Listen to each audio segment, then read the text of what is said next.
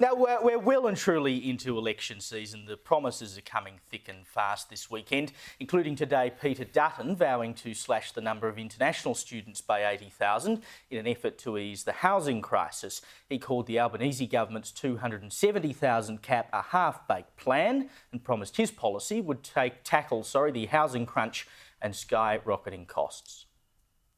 There is no part of the country that hasn't been negatively impacted by Mr Albanese's Big Australia policy.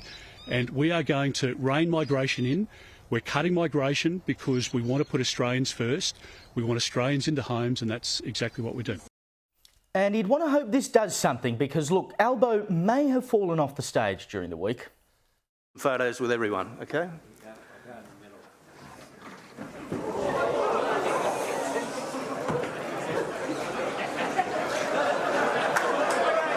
I stepped back one step. I didn't fall off the stage. Just one leg went down, but I was sweet.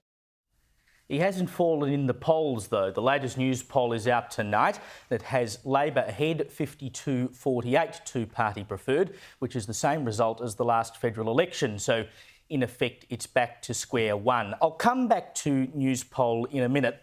But Freya, the idea that cutting 80,000 or taking them off the student numbers, I think makes sense, but it is a drop in the ocean. I mean, look, it's a start, but really when you consider the million-odd people who've come into this country under the Albanese government, and they're just permanent ones, not counting foreign students who may eventually leave, 80,000 isn't a lot. Yes, well, it's got to be part of a broader policy around rebalancing the migration system and bringing it down from its record highs. I mean, keep in mind that under the first 2 years of the Albanese government, net permanent migration was 70% higher than any other 2-year period on record in Australian history. So what we're talking about is really unprecedented. But I think the reason we have to look at international students in particular, and the reason I appreciate the focus from the coalition on this area, is that the stress it places on the metropolitan rental market is huge.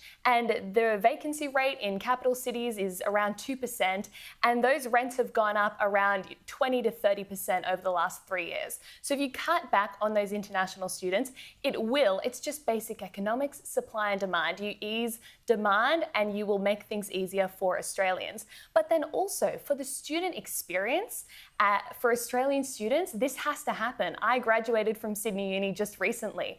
50% of the university is international students. And at that point, you just have to question, what is the role of our public universities when they're basically just there to service international students? It's gotten out of hand. We don't hate international students at all. They're great. But it all has to be done in moderation, in the right balance. Well, the unis have been there, I think, in recent years, Kel, to service themselves. I mean, they get full-toed odds up front out of international students. Why wouldn't they take that money? It makes economic sense for them, but I don't think it makes sense for us from an education standpoint, because surely we want a university system that's serving Australians first and foremost, and B, it doesn't serve us when it comes to the broader economy, apart from they might come over and spend some money, but it makes it harder for the rest of us. Of course it does, and Freya's point's a really good one. I mean, what's happened, the universities have switched to being businesses.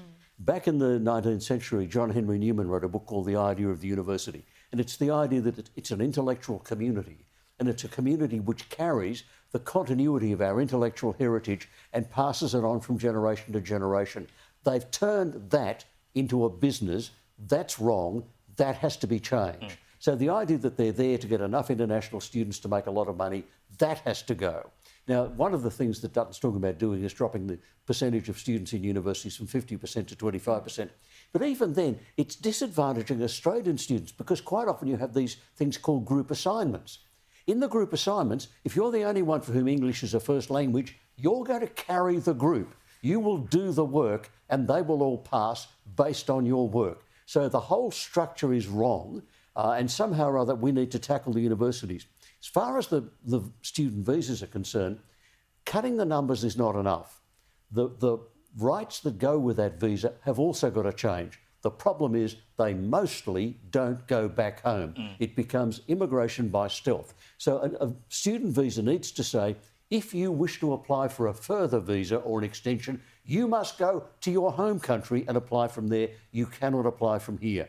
until that change is made, then nothing, it's illusory. The idea that, 80,000 less makes a difference is an illusion, because they move out of student accommodation, they've got another, they're now applying for permanent residency, and while that's being considered, where do they go? Into the rental market, and they destroy the rental market. So we do have to actually do something about the type of the visa, but there needs to be, I don't know how you do it, but we've got to tackle the university sector and say, you're not in business. Your role in our society is a different role. Shape up.